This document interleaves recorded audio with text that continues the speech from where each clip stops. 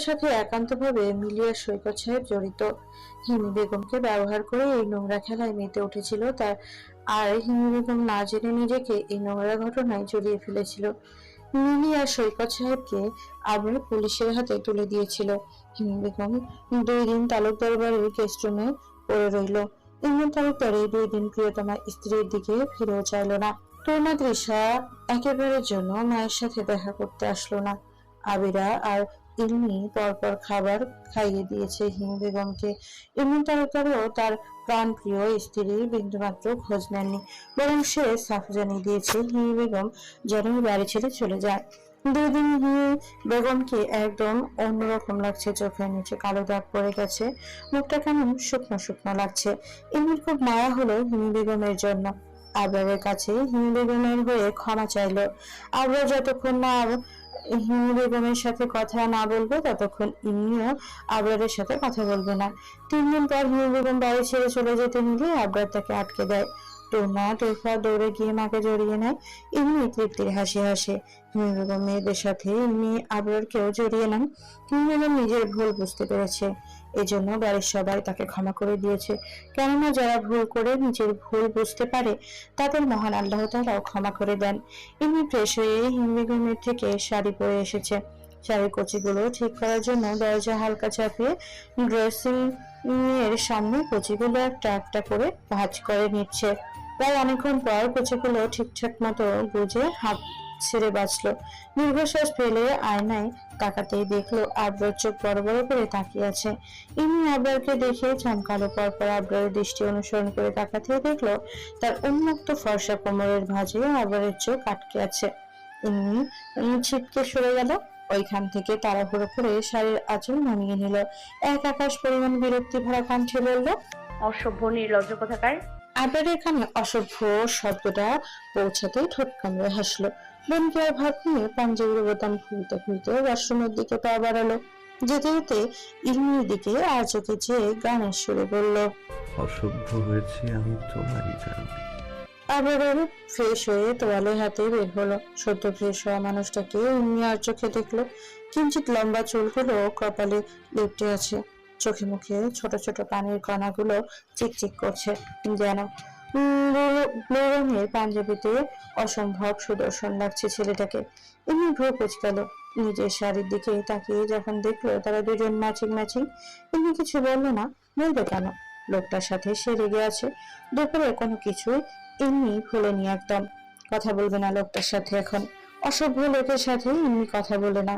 আবার ইমনির দিকে তাকাতেই ইমনি তড়িঘড়ি করে চোখ সরিয়ে ফেললো। আবার মুচকি হাসলো। বেলকনিতে টয়লেটটা রেখে ড্রেসিং এ ইমনির পাশে এসে দাঁড়ালো। ইমনি চোখ মুখ কুচকালো, কোমর সমান চুলগুলো হাত খোপা করে নিল। এমন ভাব যেন আবরার বলতে কোনো কামই এই ঘরে উপস্থিত নেই। আবার ভ্রুছে ঠোঁট কামড়ে হাসলো। ইমনির আয়নায় তাকাতেই আবার এক অদ্ভুত কায়দায় চোখ টিপে বাঁকা হাসলো। ইমনি রাগে কণ্ঠে বলল, ছি, অসভ্য। আবরার চুলে চিরুনি চালাতে চালাতে বলল, শুনলাম না জান, কিছু বললি? ইমনি নিছাতে কপাল চাপড়ালো, পরপর দাঁতে দাঁত চেপে পড়ল, কোনো অসভ্য অভদ্র লোকের সাথে ইলমি কথা বলে না।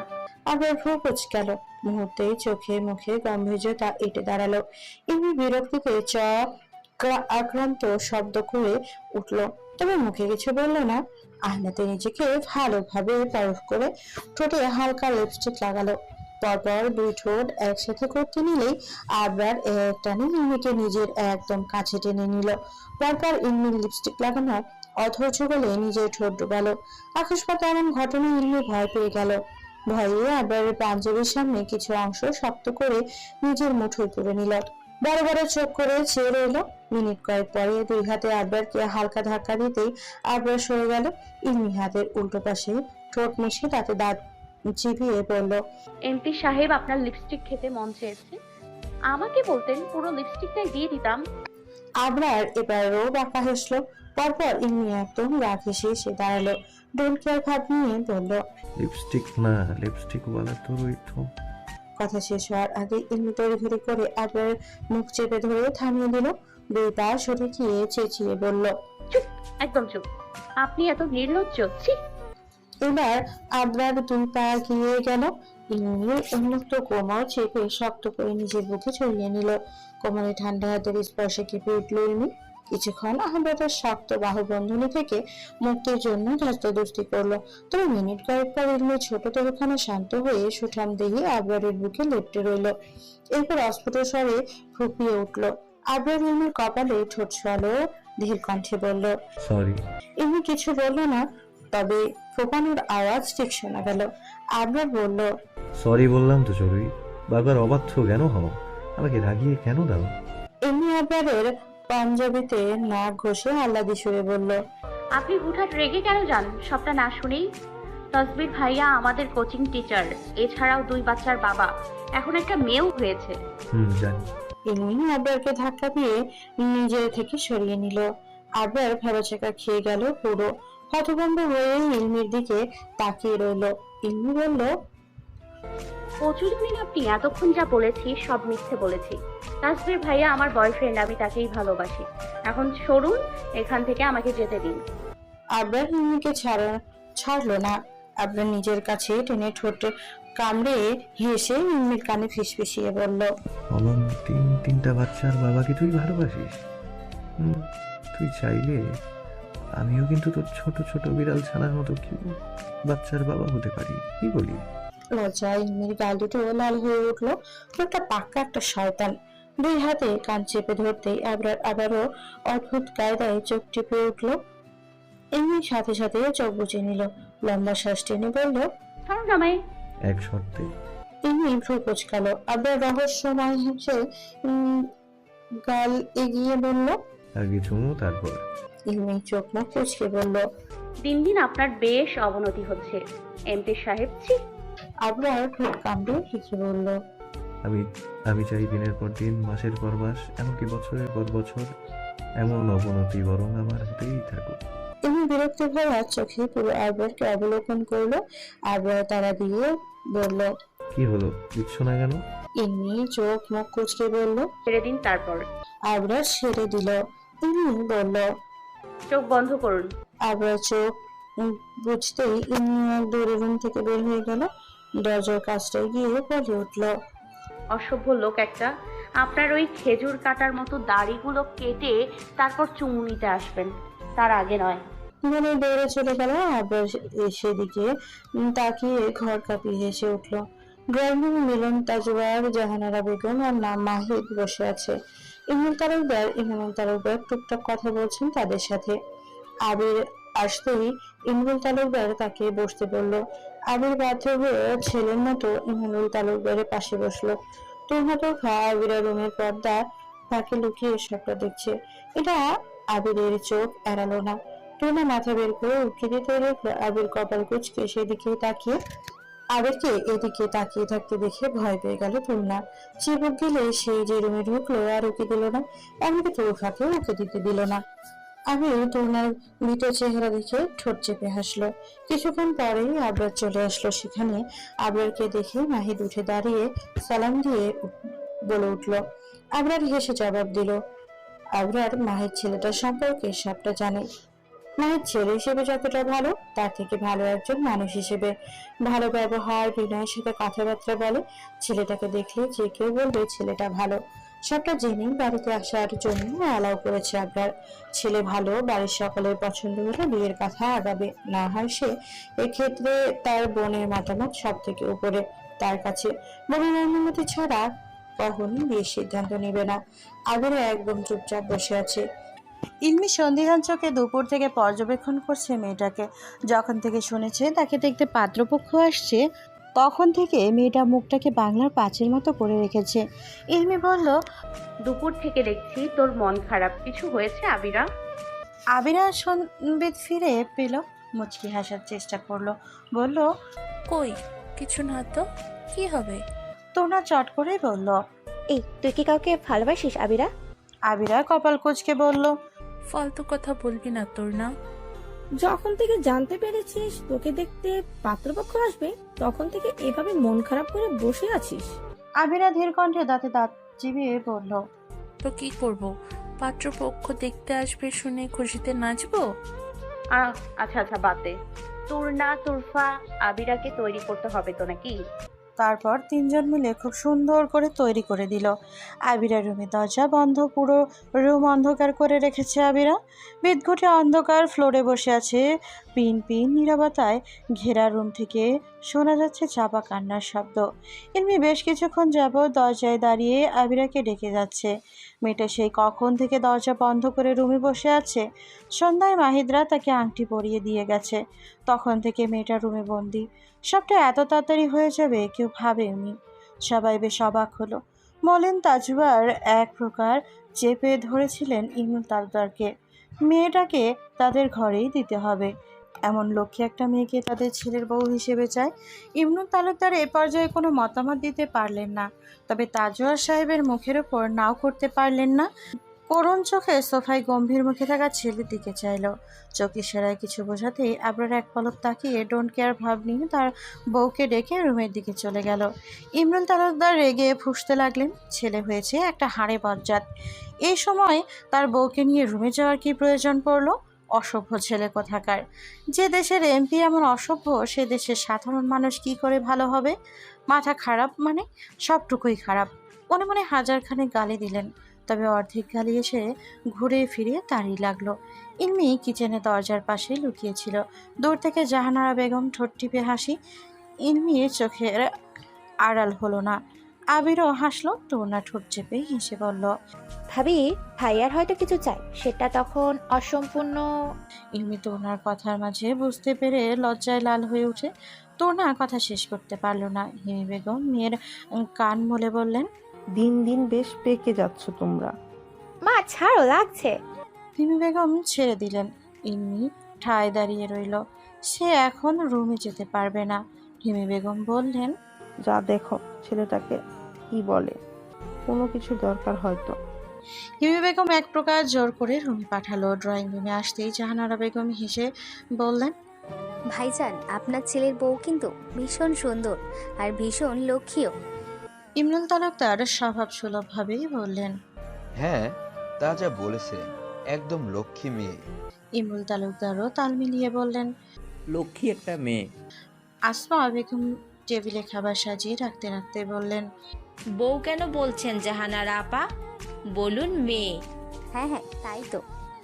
সবাই হাসলো, ইলমিও হাসলো। তার মাঝে আবারও ডেকে উঠল। ইমরুল তালুকদার রাগে ফুঁসে উঠলেন। জাহানারা বেগম হেসে বললেন, যাও। ইলমি তৎক্ষণাৎ রুমের দিকে ছুটল। ইলমি রুমে যেতেই আবরার ইলমিকে টেনে নিজের একদম কাছে নিল। ইলমি নিজেকে ছাড়িয়ে ফুঁসে উঠল, রাগী কণ্ঠে বলল, দিন দিন কি বুদ্ধিগুলো দান করে দিচ্ছেন? আবরার ভ্রু কুঁচকে বলল, মানে? নাকি লাজ লজ্জা সবার মাঝে বিতরণ করে দিয়েছেন? আবরার এবার ইলমিকে একদম নিজের সাথে চেপে ধরল। বাঁকা হেসে ইলমির কোমর চেপে বলল, এত লাজ লজ্জা দিয়ে কি হবে জান? ইলমি এক প্রকার তেতে উঠল। ছাড়ুন, ভীষণ নির্লজ্জ তো আপনি। আবরার ইলমির গোলাপি ঠোঁট জোড়ায় আঙ্গুল ছোঁয়ালো।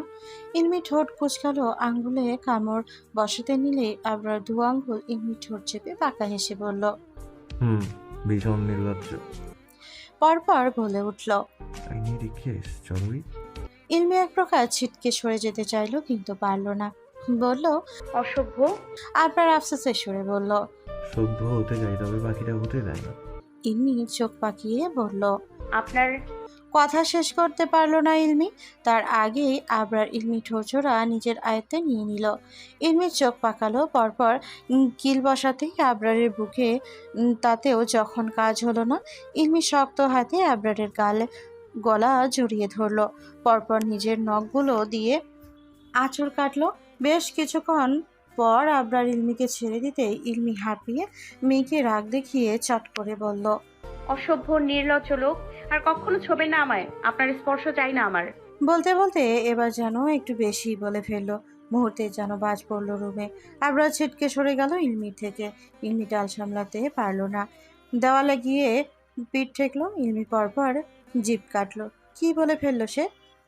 কাছুমাছু মুখ করে আবরারের দিকে তাকাতেই দেখলো আবরার এরকম নীরব ততক্ষণে আয়নার সামনে গিয়ে দাঁড়িয়েছে। পুরো রুম জুড়ে পিনপিন নীরবতা ছেয়ে গেল। ইলমি গিয়ে আবরারের হাত জড়িয়ে অপরাধী স্বরে সরি বলতেই আবরার নিঃশব্দে হাত ছড়িয়ে নিল। আবরার সরে যেতে নিলেই ইলমি জড়িয়ে নেয়, নিয়ে যাওয়া কণ্ঠে বলে, ভুল হয়ে গেছে, আর কখনো বলবো না। আবরার যেন শুনল না, এক ঝটকা ইলমিকে নিজের থেকে সরিয়ে গম্ভীর কণ্ঠে শুধু বলল, বিয়েতে আবিরার কি মতামত সেটা যেন সে শুনে। পরপর গটগট পায়ে চলে গেল। ইলমি অশ্রুসিক্ত নয়নে তাকিয়ে রইল। আবিরা নিজের রুমের বেলকনিতে রেলিংয়ে ঘেঁষে দাঁড়িয়ে আছে। এক মনে দূর আকাশে জলজল করা চাঁদের পানি তার দুই চোখ বিড়বিড় করে বলল, চাঁদ, তুমি ভীষণ সুন্দর, তবে তোমার থেকেও বেশি সুন্দর আমার ইমির। তুমি কি জানো, হয়তো তোমার থেকে বেশি মূল্যবানও। জানো চাঁদ, একজন প্রেমিকার চোখে তোমার থেকেও বেশি সুন্দর তার না হওয়া প্রেমিক। পরপর হুম করে কেঁদে উঠল আবিরা। তখনই শাড়ির আঁচল টেনে রুমে ঢুকলো ইলমি। নিজেকে যথেষ্ট স্বাভাবিক রাখার চেষ্টা করলো সে। ইলমির আওয়াজ পেতেই আবিরা তড়িঘড়ি করে চোখ মুছে নিল। এভাবে অন্ধকারে দাঁড়িয়ে আছিস কেন? আবিরা ফিরল না, মুখে বলল, এমনি ভালো লাগছে না। তোর কি বিয়েতে সম্মতি আছে? মানে তুই কি বিয়েতে রাজি? আবিরার ঠোঁটের কোণে কিঞ্চিত হাসি রেখা ফুটল। রাজি? এই বিয়েতে সে রাজি? যাকে ভালোবাসি সেই মানুষটাকে ছাড়া অন্য কাউকে বিয়ে করার জন্য কেউ রাজি থাকে? হ্যাঁ, পরপর মাসখানেক আগে ঘটনা চোখের সামনে ভেসে উঠতেই চোখ মুখ কঠোর হয়ে উঠল। শক্ত করে বলল, হ্যাঁ, রাজি। ইনি চমকালো, থমকালো। সে ভেবেছিল এই বিয়েতে আবিরা রাজি থাকবে না। ইলমি তো বুঝেছিল আবিরা তার ভাইজানকে ভালোবাসে, তবে এই মেয়ে বিয়েতে রাজি হচ্ছে কেন?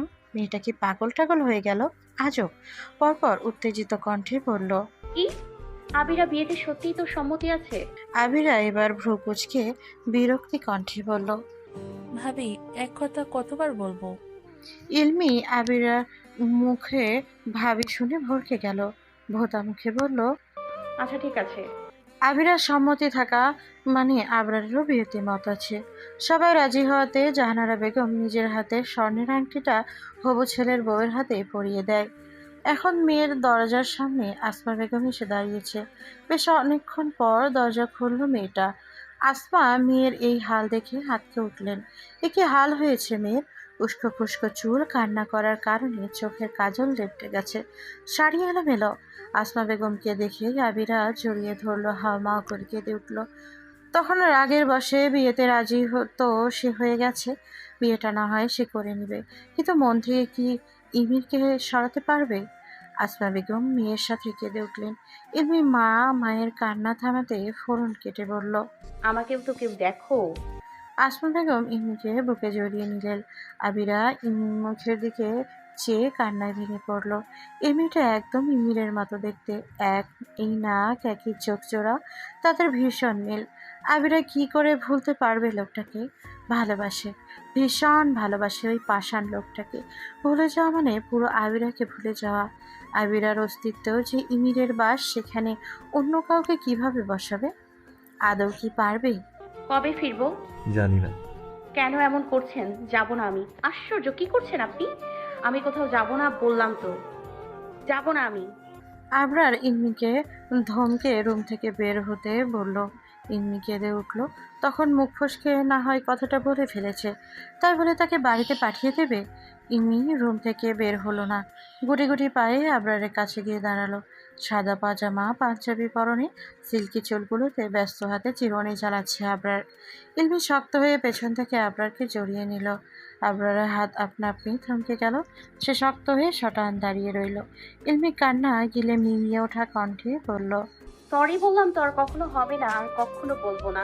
আমাকে পাঠিয়ে দেবেন না প্লিজ। আপনাকে ছাড়া আমি থাকতে পারবো না। আবরার কিছু বলল না, তবে নিজেকে ইলমির থেকে সরিয়ে নিল। ইলমি গাল গড়িয়ে অশ্রুকণা ঝরে পড়ল তৎক্ষণাৎ। লোকটা তাকে বাড়িতে পাঠিয়ে দিচ্ছে, তার থেকে আলাদা করে দিচ্ছে। ইলমি কিভাবে থাকবে এই মানুষটাকে ছাড়া? এক মুহূর্ত চলে না ইলমির। আবরার গম্ভীর কণ্ঠে বলল, তাড়াতাড়ি তৈরি হয়ে নিচে আসবে, আবির অপেক্ষা করছে। ইলমি চেঁচিয়ে উঠল, বলল, বললাম তো যাব না, কোথাও যাব না আমি। আবরার ভ্রু কুঁচকে বলল, জেদ করবি না একদম। ইলমি করুণ চোখে আবরারের দিকে চাইলো। আবরার চোখ সরিয়ে নিল। ইন্নি দ্রুত পায়ে এগিয়ে গিয়ে আবরারকে আবারও শক্ত করে জড়িয়ে নিল। বলল, যাব না, যাব না আমি। কেন এমন করছেন?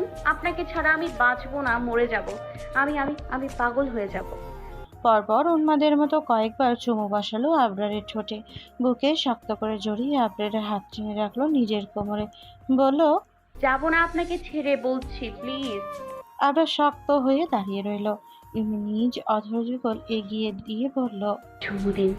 আবরার ভ্রু কুঁচকালো। থমথমে কণ্ঠে বলল, দিয়ে দিব। দেবেন আর এক্ষুনি। আবরার চুপ রইল। ইন্নি বলল, এক্ষুনি আমার চুমু চাই। আবরার পড়ল এক মহাবিপদে। ওকে চুমু খেলেও দোষ, না খেলেও দোষ, সব দোষ যেন আবরারের ঘোষ। চুমু দিবেন আপনি? আবরার ডোন্ট কেয়ার ভাব নিয়ে বলল। না। ইন্নি এক হাতে কোমর থেকে শাড়ির আঁচল সরিয়ে বলল, তাহলে আমার আপনাকে চাই, হয় চুমু না হয় আপনি। আবরার বিরক্তিতে চক্রান্ত শব্দ করে উঠল। ইন্নি কপাল কুঁচকে তড়িঘড়ি করে ইন্নিকে শান্ত করতে হাত মুঠোয় পুড়ে নিল। পরপর ঠোঁট ছোয়ালো ইন্নির অধৈর্য বলে। ইন্নি দুই হাত জড়িয়ে নিল আবরারকে। কিছু মুহূর্ত পর ইন্নি করুণ চোখে আবরারের দিকে চাইল। বলল, যাব না প্লিজ। কিছু বুঝে ওঠার আগেই আবরার হাত টেনে নিয়ে যেতে লাগলো। ড্রয়িং রুমে আসতেই আসমা বেগম থমথমে মুখে বলল, সাবধানে যাবি, ইলমিকে রেখেই চলে আসবি। এমনি মাথায় যেন আকাশ ভেঙে পড়লো। তার মানে বাড়ির সবাই জানে আবরা তাকে বাড়িতে রেখে আসছে। আবরারের সাথে সাথে তারাও কি চায় এমনি চলে যায়? এমনি চোখ দুটো ছলছল করে উঠলো। মনে মনে এক কঠিন সিদ্ধান্ত নিয়ে বসলো, তৎক্ষণাৎ থাকবে না সে। সবাই যখন চাইছে এমনি চলে যাক, তবে তাই হবে। চলে যাবে, সে থাকবে না। রাতের আকাশে বিশাল বড় চাঁদ উঠেছে। চাঁদের আলোয় আলোকিত হয়েছে রাতের শহর। তারায় ভরা আকাশ, রাস্তার পাশে সারি সারি লম্বা গাছ। গাড়ির সাথে সাথে গাছগুলো ছুটে যেন গাড়িটা যতটা একগুচ্ছ গাছগুলোকে ততটাই পেছনে ফেলে আসছে। এমনি এক মনে পেছনে ফেলে আসা গাছগুলো দেখছে। পিনপিন নীরবতায় ঘেরা কোনো এক জ্যোৎস্না ভরা রাতে শহরের রাস্তায় ঘুরে বেড়ানোর ইচ্ছে ছিল ইলমির। ইচ্ছেগুলো আজ পূরণ হচ্ছে। তবে ইলমির কোনো ভাবাবেগ নেই। সে ভীষণ কষ্টে কান্না আটকে বসে আছে। পাশেই ওটা ড্রাইভ করছে। তালুকদার বাড়ি থেকে বের হয়ে একটা কোথাও বলেনি ইলমি। চুপচাপ গাড়িতে উঠে বসেছে ইলমি, আর চোখে পাশের মানুষটার পানে চাইল। সে তো এমন একটা সুখকর মুহূর্তই চেয়েছিল। এই মানুষটাকে নিয়ে এমন জ্যোৎস্না ভরা রাতে ঘুরে বেড়াবে, চাঁদের মিষ্টি আলো দুইজন গায়ে মাখবে, ঘুরে বেড়াবে গভীর রাত পর্যন্ত। সেই সময়টা সেই মানুষটা হবে জীবনের সব থেকে সুখকর আনন্দের মুহূর্ত। সেই যোচনা ভরা রাত, সেই মুহূর্তটা ঠিকই এসে পেল। তবে চাঁদের আলো গায়ে মাখা হলো না। দুজনের মুহূর্তটা আনন্দঘন হলো না, হলো ভীষণ কষ্টের। এই মুহূর্তটা ইলমির জীবনের সব থেকে কষ্টের, সব থেকে দুঃখের বলে মনে হচ্ছে। কান্না পাচ্ছে তার, ভীষণ ভীষণ কান্না পাচ্ছে। মুহূর্তেই গাল গড়িয়ে দুই ফোঁটা অশ্রুকণা গড়িয়ে পড়লো।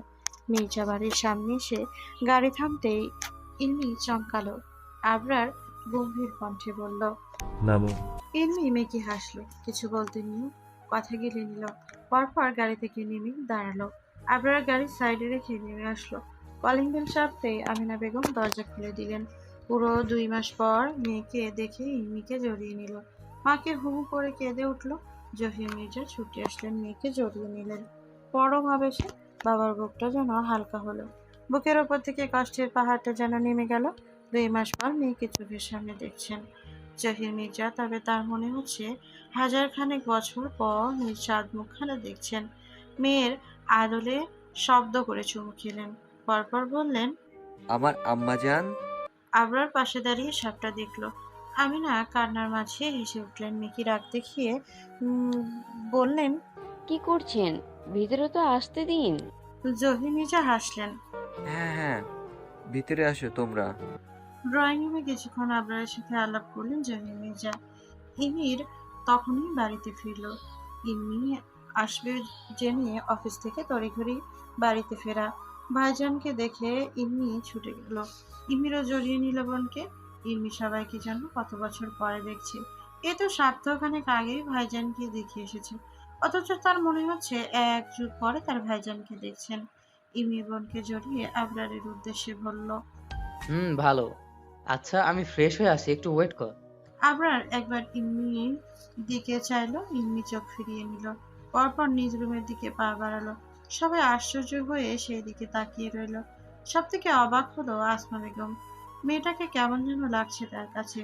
চোখ দুটো ফোলা ফোলা। মেয়েটাকে কান্না করেছে নাকি? শুকনো মুখ, কেমন যেন লাগছে দেখতে। মেয়ের মন কেমন করে উঠলো যেন। আসলে একজন মা তার সন্তানের মুখপানে চাইতেই বুঝে যান তার সন্তান তার নারী ছেঁড়া দহন ভালো নেই। মায়েদের মুখ ফুটে বলার প্রয়োজন পড়ে না কখনোই। মায়েরা বোধ হয় এমন, তাই না? 10টায় ফ্লাইট। ইমির ঘড়িতে সময় দেখলো, ব্যস্ত কণ্ঠে বলল। Already 9টা 5 minute. আবরার উঠে দাঁড়ালো, বলল, আমাকে যেতে হবে। জহির মির্জা বিনা বাক্যে মেয়ে জামাইকে বিদায় দিলেন। অন্য সময় হলে হয়তো বা ধমক দিত, কিন্তু এ সময়ে ধমকে লাভ নেই। ইমির আবরারের সাথে বের হলো। আসমা বেগম আহাজারি করে ফেটে পড়লেন। গাড়ির হর্ন বাজতেই ইন্মি দৌড়ে বেলকনিতে গেল। নিচে তাকাতেই দেখলো আবরার জহির মির্জার সাথে কথা বলছে। ইন্মি বারবার চাচ্ছিল আবরার একবারের জন্য হলেও যেন বেলকনিতে তাকায়, কিন্তু ইলমির ইচ্ছেতে এক বালতি পানি ঢেলে আবরার চট করে গাড়িতে উঠে বসলো। একবারের জন্য ইলমির দিকে তাকালো না। ইলমি ধপ করে বসে পড়লো ফ্লোরে, শব্দ করে কেঁদে উঠলো। রাগে দুঃখে হাতের কাছে টপটাকে তুলে পাশে ঢিল দিয়ে ছুড়লো। সাথে সাথে মাটির টপটা ভেঙে চূর্ণ বিচূর্ণ হয়ে গেল। বিড়বিড় করে বলল, আপনার থেকে দূরে থাকার চেয়ে বরং আমার মৃত্যু হোক। কেটে গেছে 1 সপ্তাহ। সময় চলছে সময়ের গতিতে, তবে মানুষের জীবন নদী ধারা কি এত আর সহজেই চলে? কখনোই না। কখনো দুঃখ কষ্ট, কখনো হাসি, কখনো কান্না, ভালো লাগা খারাপ লাগা, সব মিলিয়ে চলছে জীবন নামক স্রোতহীন নদী। ঘড়িতে রাত 12টা। নিজের রুমের বেলকনিতে বসে আছে ইলমি। চারপাশে শুধুই নিস্তব্ধতা। মনে হচ্ছে প্রকৃতিও যেন ইলমির মন খারাপের দলে নাম লিখিয়েছে। অন্ধকার নিস্তব্ধতায় ছেয়ে যাওয়া রাতের আকাশ পানে মলিন চোখে তাকিয়ে আছে ইলমি। আজ আকাশে চাঁদ নেই। ক্ষুদ্র ক্ষুদ্র তারকারাজি আবছা আলোয় জ্বলছে। হয়তো দূর আকাশের তারাগুলো ইলমির সাথে দুঃখ বিলাস করছে। ইলমির মন খারাপের নিঃসঙ্গতার সঙ্গী হচ্ছে আবিরার থেকে শুনেছে লোকটা এখন সুদূর আমেরিকায়। লোকটা কিভাবে পারলো তাকে না জানিয়ে চলে যেতে? দিন দিন লোকটা দেখার তৃষ্ণা যেন বেড়েই চলেছে। নিজেকে পাগল পাগল লাগছে তার। ঠিকমতো খেতে পারছে না, ঘুমোতে পারছে না। অসুস্থতা কাবু করে নিয়েছে একদম। চোখের নিচে কালো দাগ জমে গেছে। চোখ মুখ শুকিয়ে কাঠ হয়ে গেছে। আমেনা বেগম মেয়ের এমন অধঃপতনে রেগে মেগে শেষ। ইলমি মাকে কিভাবে বোঝাবে তার মাঝে কি চলছে? পাষাণ লোকটা তার থেকে দূরে থেকে জ্বালিয়ে পুড়িয়ে অঙ্গার করে দিচ্ছে। ইলমি আকাশের পানে তাকিয়ে দীর্ঘশ্বাস ফেলল। কিছু মুহূর্ত পরে কর্কশ আওয়াজে ফোন বেজে উঠল। 1 সপ্তাহ লোকটা তাকে একটা কল পর্যন্ত করেনি। কতটা পাষাণ, কতটা নির্দয় লোক। ইলমি স্ক্রিনে তাকিয়ে হু করে কেঁদে উঠল। হ্যাঁ, আবরার কল করেছে। তড়িৎ গতিতে কল রিসিভ করে চুপ রইল। ওপাশ থেকে আবরার গম্ভীর কণ্ঠে ধমকে বলল, কি শুরু করেছিস? ঠিকমতো খাচ্ছিস না কেন? কার জন্য কান্নাকাটি করছিস? ইলমি ফুপিয়ে উঠল, বলল, কবে ফিরবেন এমপি সাহেব? আবরার খ্যাক করে বলে উঠল, ফিরবো না। ইলমি এবার শব্দ করে কেঁদে বলে উঠল, কেন এমন করছেন? কেন কষ্ট দিচ্ছেন আমায়? আবরার গম্ভীর স্বরে বলল, তুই তো চেয়েছিলি আমি তোর থেকে দূরে থাকি। এখন দূরে এসেছি, মরা কান্না কাঁদছিস কেন? ইলমি কান্না গিলে বলল, চাই না, কখনো চাই না আপনি আমার থেকে দূরে থাকুন। চলে আসুন প্লিজ। আবরার ঠোঁট কামড়ে হাসলো। হাসি চেপে গম্ভীর কণ্ঠে বলল, ফিরবো না। ইলমি এর আগে দুঃখে ফুঁসে উঠে বলল, ওকে ফিরবেন না তো? একদিন আমিও আপনাকে রেখে হারিয়ে যাব, আর কখনো ফিরবো না, কখনো না। বলেই ফোনটা কেটে দিয়ে কেঁদে উঠল। মিনিটের মধ্যে ফোনটা আবারও বেজে উঠল। ইলমি সাথে সাথে মোবাইলের ডাটা অফ করে দিল। পরপর ফোনটাই সুইচ অফ করে দিল। আবিরা রাত জেগে আছে। ঘুম কাতর মেয়েটার দু চোখের পাতায় ঘুমে ছিটে ফোটাও নেই। দুই রাজ্যের দুটো স্বাধীনী রাতের পর রাত জেগে কাটাচ্ছে, বিরহের অনলে জ্বলে পুড়ে মরছে। হঠাৎ করে ওই পাষাণ লোকটাকে শুনতে ভীষণ ইচ্ছে করছে। আবরাকে মনে করতেই নিজের ফোনের ডায়াল প্যাডে ইমেলের নাম্বার ডায়াল করলো। সাথে সাথেই কলটা কেটে দিল। কল করবে কি করবে দ্বিধাদ্বন্দ্বে ভুলে গেল। শেষমেশ মন মস্তিষ্কের অদৃশ্য যুদ্ধে মস্তিষ্কের পরাজয় হলো। কাঁপা কাঁপা হাতে আবার ডায়াল করলো কাঙ্ক্ষিত নাম্বারটাতে। দ্বিতীয়বার রিং হতে হিমির কলটা রিসিভ করলো। ওপাশ থেকে হ্যালো বলতেই আবিরা ফোন সরিয়ে নিল, জোরে শ্বাস নিয়ে ফোনটা বুকে চেপে ধরলো। ওপাশ থেকে আবারও বলল। হ্যালো। আবিরা চাপা গলায় বলল। হুম। হিমির বিরক্তি মাখা কণ্ঠে বলল। হ্যাঁ, কিছু বলবে? এত রাতে কল করেছো কেন? কথাটা বিষের মতো লাগলো আবিরার। এতক্ষণ লোকটার কথা শোনার জন্য মরিয়া হয়ে উঠেছিল, আর এখন লোকটা তার প্রতি বিরক্তিমাখা কণ্ঠগুলো ভিতরটাকে ক্ষতবিক্ষত করে দিচ্ছে। আবিরার চাপা গলায় শুধু বলল। আসলে ভুলে চলে গেছি,